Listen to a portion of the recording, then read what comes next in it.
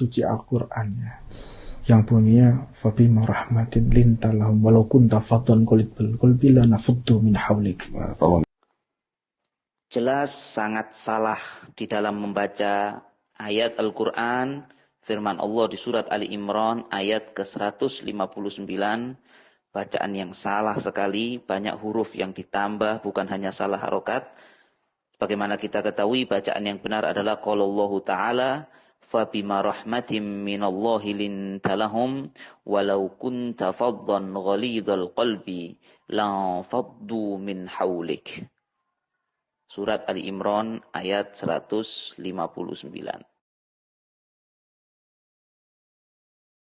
Muhammad mengatakan man adantu dimian khosmuhu khosamtuhu yaumul qiyamah. Barang jelas bacaan hadis itu salah total dan menunjukkan yang mengatakannya bukan hanya tidak tahu persis hadisnya tapi tidak mengerti bahasa Arab karena maknanya akan lari jauh.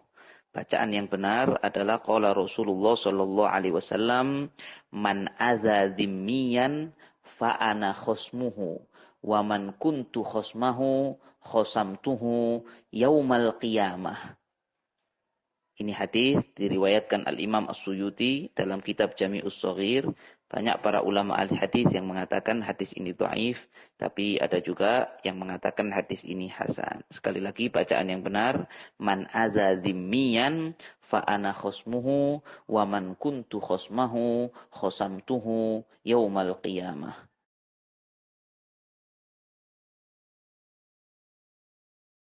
Prioritas utama. Bahkan Nabi Muhammad ini pernah memerintahkan bakar masjidnya dan bunuh orang-orang yang sholat di dalam masjid. Itu pernah dilakukan Nabi Muhammad. Mengenai masjid yang dibakar dan dihancurkan oleh para sahabat radhiyallahu taala anhum atas perintah Rasulullah sallallahu alaihi wasallam yang kita kenal dengan Masjid Dirar, ini jelas ceritanya, kisahnya banyak di riwayat-riwayat hadis, kitab-kitab hadis dan juga kitab-kitab tafsir, karena juga Allah berfirman tentang perkara ini, peristiwa ini, diantaranya di surat At-Taubah ayat 107. Maka di sini saya bawakan dari keterangan dari tafsir Al-Baghawi dan juga di kitab-kitab tafsir yang lain keterangannya nyaris sama, yaitu diceritakan bahwasanya Masjid Dirar dibangun oleh beberapa orang munafik. Ada 12 nama orang munafik yang menjadi promotor pembangunan masjid ini dengan tujuan masjid ini dibangun untuk menghancurkan dan merusak persatuan umat Islam, ya.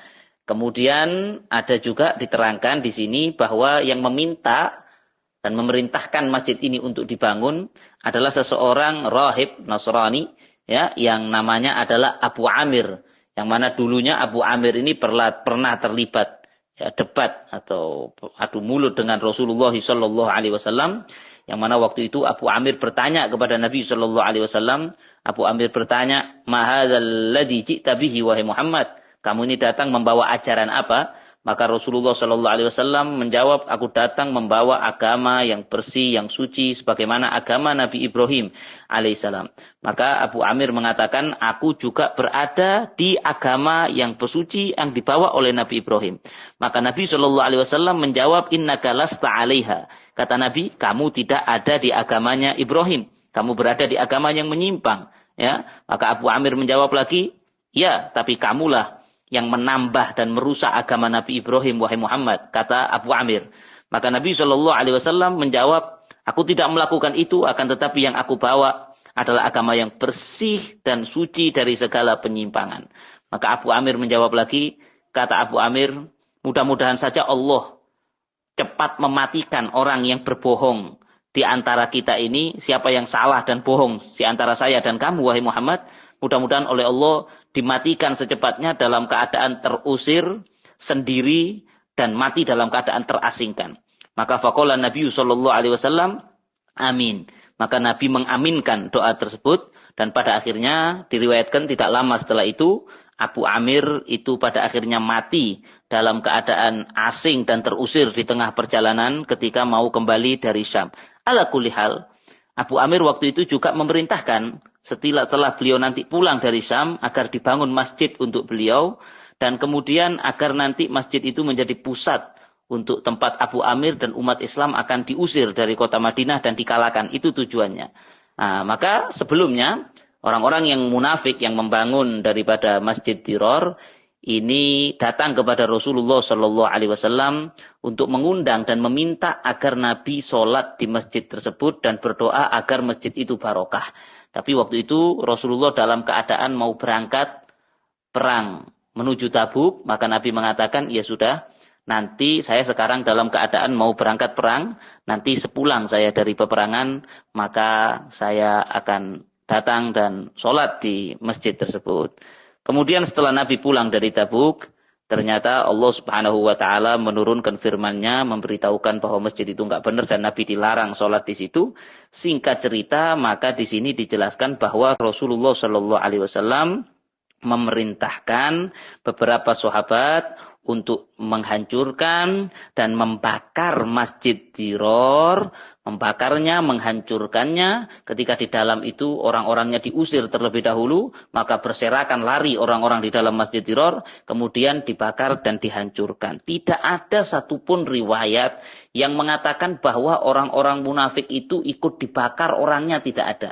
Hanya masjidnya yang dibakar dan dihancurkan.